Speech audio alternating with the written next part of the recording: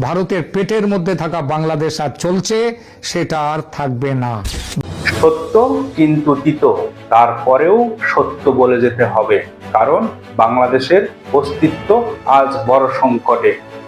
সাল 1971, বাংলাদেশের স্বাধীনতা বাঙালি জাতির স্বার্থে ছিল না। ভারতীয় আধিপত্যের বলয়ে বাংলাদেশকে আবদ্ধ করতে ভারতের মদতে সংঘটিত হয়েছিল এ যুদ্ধ।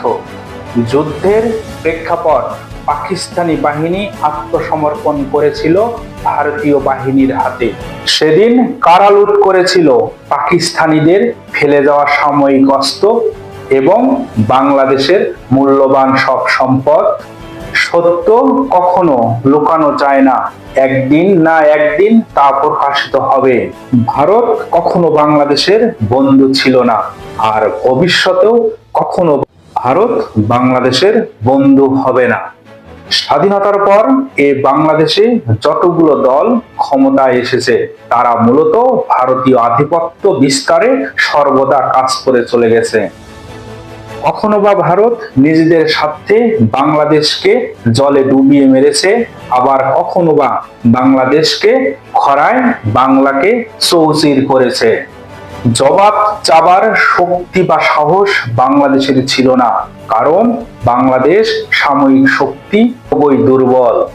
সত্যি কিন্তু বাস্তব, কখনো যদি ভারতীয় সামরিক বাহিনী বাংলাদেশে সামরিক আগ্রাসন চালায়, তবে কি বাংলাদেশ পারবে তাদের প্রতিরোধ করতে?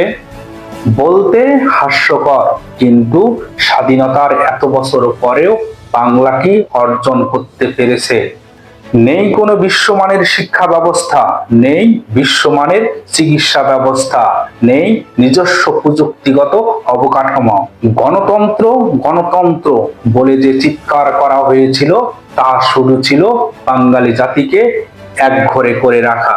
তবে যদি সত্যি হয় ভিডিওর শেষ অংশের বিশ্লেষণ, তাহলে বাংলাদেশের কি বা করার আছে? ভিডিওটি শেষ পর্যন্ত দেখুন এবং নিজেকে প্রশ্ন করুন, আমরা কতটুকু প্রস্তুত নিজের দেশ, নিজের জাতি, নিজের মাটিকে রক্ষা করার জন্য। ভিডিওটি ভালো লাগলে অবশ্যই লাইক, কমেন্ট, শেয়ার এবং সাবস্ক্রাইব করবেন। বাংলাদেশ সেনা প্রতিরোধ করবে ভারতের সেনার সামনে? বাংলাদেশের বর্তমান নেতৃত্ব যা করছে ভারতের বিরুদ্ধে, তাতে ভারত একান্ত সভ্য ও ভদ্র দেশ বলে চুপ করে আছে। কিন্তু আর বোধহয় ভদ্র থাকা সম্ভব হচ্ছে না ভারতের পক্ষে।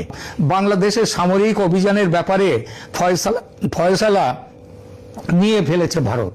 সেনাকে সবুজ সংকেত দিয়ে দিয়েছেন ভারতের রাষ্ট্রপতি যে কোনো দিন ভারত ঝাঁপিয়ে পড়তে পারে। প্রতিবেদনে বলেছিলাম রংপুর ও চট্টগ্রাম নিয়ে নেয়ার পরিকল্পনাও আছে ভারতের। কিন্তু শুধু এটুকু নয়, একটা প্রবল মত এমনও চলছে আছে ভারতের নেতৃত্বের উঁচু মহলে, যারা চাইছে 71-এ যে দেশ দখল করে নিয়েছিল ভারতীয় সেনা, যে ভূখণ্ডকে ভারতের হাতে তুলে দিয়ে চলে গিয়েছিল পাকিস্তান, সেই ভূখণ্ডে নিজেদের ন্যায্য অধিকার পুনরায় কায়েম করবে ভারত। বাংলাদেশ সেনা প্রতিরোধ করবে ভারতের সেনার সামনে? বাংলাদেশের সেনা সেই প্রতিরোধ বালির বাঁধ।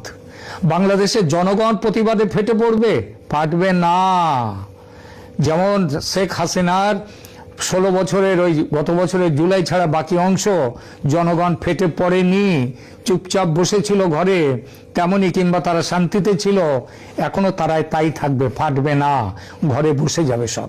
ভারত যদি অধিগ্রহণের পক্ষে ভোটাভুটি চায়, এবং সেটা করবার ইচ্ছাও নাকি আছে, তাহলে দেখা যাবে বেশিরভাগ মানুষ বলবে আমরা ভারতের একটি অঙ্গরাজ্য হয়ে থাকতে চাই। ধর্ম, হিন্দুদের অধীনতা মানবে বাংলাদেশের মুসলিম জনতা, এইটা বলছেন? কেন মানবে না? বাংলাদেশে যত মুসলিম আছে তার চেয়ে অনেক বেশি মুসলিম আছে ভারতে। ভারতের একাধিক রাজ্য মুসলিম সংখ্যাগরিষ্ঠ, তারা কি ভালো নেই? ভালো আছে, বাংলাদেশের থেকে অনেক অনেক গুণ বেশি ভালো আছে। সবচেয়ে বড় কথা, প্রতিবাদ, প্রতিরোধ, নাশকতা রোধ করার ক্ষমতা আছে ভারতের। এই চেষ্টা কি হয়নি ভারতের মাটিতে? আগে হয়েছে, কিন্তু লাভ হয়নি, ফুৎকারে উড়ে গিয়েছে সব। বাংলাদেশের বিচ্ছিন্নতাবাদীদের, জঙ্গিদের বেলাতেও ফুৎকারে উড়ে যাবে। কিন্তু যে শত্রুতা নিয়ে ভারতের পেটের মধ্যে থাকা বাংলাদেশ আর চলছে, সেটা আর থাকবে না। এটাই ভারতের স্বস্তি।